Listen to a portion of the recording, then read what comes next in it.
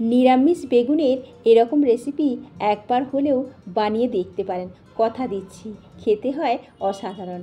নমস্কার, সুজাতা রান্নাঘরে সবাইকে স্বাগতম। আর এর পুরো ভিডিওটা আপনারা দেখতে থাকুন, আশা করছি আপনাদের ভালো লাগবে। তো চলুন শুরু করা যাক। আমি এখানে কয়েকটা বেগুন নিয়েছি। বেগুনের প্রথমে মুখটাকে 4 ফালি করে কেটে নিয়েছি, আর পেছনের বোটাটাকেও আমি রেখেছি। তো এটা বানানোর জন্য আমার লাগবে 1 চামচ পরিমাণ কালো সর্ষে, সাদা সর্ষে ও কাঁচা লঙ্কা দুটো নিয়েছি। ওটাকে আমি প্রথমে একটা জলের মধ্যে ভিজিয়ে রেখে দেবো কিছুক্ষণ, তাহলে আমার বাটতে সুবিধা হবে। প্রায় আধ ঘন্টা মতো আমি ভিজিয়ে রেখে দেব। আর আমার লাগবে 1 চামচ পরিমাণ পোস্ত ও চারমগজ। আমি প্রথমে সর্ষে দুটোকে একসাথে বেটে নিয়েছি। এবার ওই সর্ষেটাকে আমি একটু জলে ছেঁকে নেব। আমি এর খোসাটা নেব না। তো আপনারা যদি কেউ চান নিতেও পারেন, তবে আমার কাছে খোসা ছেঁকে আলাদা করে নিয়েই তরকারির মধ্যে দেওয়াটাই যেন বেশি বেটার মনে হলো, তাই আমি এইভাবেই রান্নাটা করি।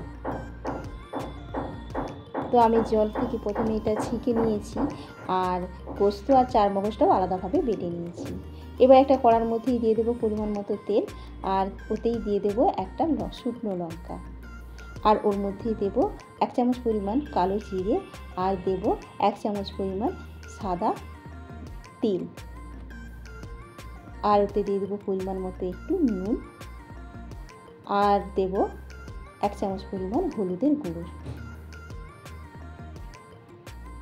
এবার একটু ভাজা ভাজা হয়ে গেছে, এবার ওর মধ্যেই দিয়ে দেব কেটে রাখা বেগুনগুলো দিয়ে এবারে একটু নাড়াচাড়া করে নেব। নাড়াচাড়া করে নিয়ে একটু ঢেকে রেখে দেব। তারপরে খানিকক্ষণ পরে ঢাকনা খুলে বেগুনগুলো এক পিঠ হয়ে গেছে, এবার উল্টে পাল্টে দেব। এই রান্নাটা না খুব ঝটপট হয়ে যায়। বেগুন এমনিতেই খুব তাড়াতাড়ি রান্না করা হয়, আর এই রান্নাটা আবার 10 মিনিটের মতো আমার সময় লেগেছে টোটাল। খুব তাড়াতাড়ি রান্নাটা করে নিয়েছিলাম। ব্যাস, আমার বেগুনগুলো প্রায় ভাজা ভাজা হয়ে গেছে। এবার আরও খানিকক্ষণ আমি ওটাকে ঢেকে রেখে দেব। তো খানিকক্ষণ পরে আবারও ঢাকনা খুলে ওটাকে আবারও একটু নাড়াচাড়া করে নেব।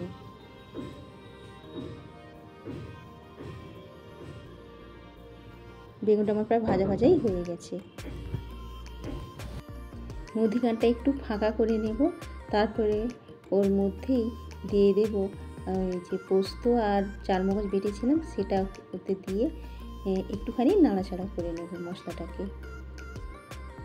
মশলাটা একটু ভাজা ভাজা হবে।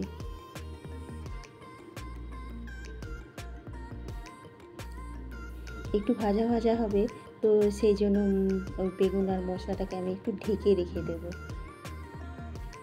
একটু ঢেকে রেখে দিয়ে তারপরে আমি নিয়ে নেব 2 চামচ পরিমাণ টক দই নিয়েছি। নিয়ে ওই টক দইটাকে খুব ভালোভাবে ফেটিয়ে নেব। ফেটানো আমার হয়ে গেছে। এবার ওই ভাজা বেগুনের মধ্যে এই টক দইটা দিয়ে দেব। দিয়ে বেশ বেগুন আর ওই পোস্ত সব কিছু ভালোভাবে একটু মিশিয়ে নেব।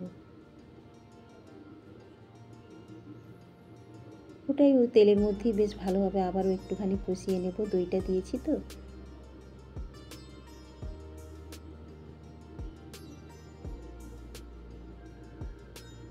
খানিকক্ষণ কষানোর পরে এবার ওতেই দিয়ে দেব পরিমাণ মতো একটু লঙ্কার গুঁড়ো, দিয়ে আবারও মশলাটাকে একটু ভালো করে ভেজে নেব। এই মশলাটা বেশ ভাজা ভাজা হয়ে গেছে, তেলটা তো এমনিতেই ছাড়তে শুরু করে দিয়েছে। এবার ওর মধ্যেই দিয়ে দেব দুটো সর্ষে বেটে রেখে যে জলটা ছেঁকে নিয়েছিলাম, সেটাই এর মধ্যে দিয়ে দেব। দিয়ে একটু নাড়াচাড়া করে এবার এটাকে ঢেকে খানিকক্ষণ ফুটতে দিতে হবে।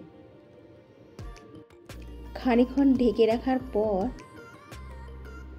ঢাকনাটাকে খুলে নেব। তো খুলে রান্নাটা বেগুনটা প্রায় হয়েই গেছে, আর গ্রেভিটাও বেশ একটু ঘন ঘন হয়ে গেছে। তখনই ওর মধ্যে দিয়ে দেবো দুটো কাঁচা লঙ্কা, একটু নাড়াচাড়া করে নেব। বেগুনগুলো প্রায় আমার হয়েই গেছে। এবার ওর মধ্যেই দিয়ে দেবো পরিমাণ মতো একটু চিনি দিয়ে দেব, আর নুনটা তো প্রথমেই দিয়ে দিয়েছি।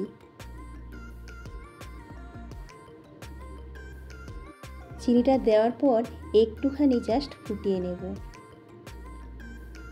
একটুখানি ফুটে গেলেই তারপরে ঢেকে ওটাকে রেখে দেব আর গ্যাসটাকে অফ করে দেব। কিছুক্ষণ পরে দেখুন কি সুন্দর রান্নাটা হয়েছে, খেতেও সত্যি অপূর্ব। আর যাদের বেগুনের অ্যালার্জি আছে তারা সব মশলাই দেবেন, শুধু দইটা বাদ দিয়ে নিম পাতা দিয়ে যদি করেন সেটাও খেতে দারুণ লাগে। আপনারা এইভাবেও বানিয়ে খেতে পারেন। আশা করছি আজকের রেসিপি আপনাদের ভালো লাগবে। সবাই ভালো থাকুন, সুস্থ থাকুন। দেখা হবে পরে একটা নতুন ভিডিওতে। নমস্কার।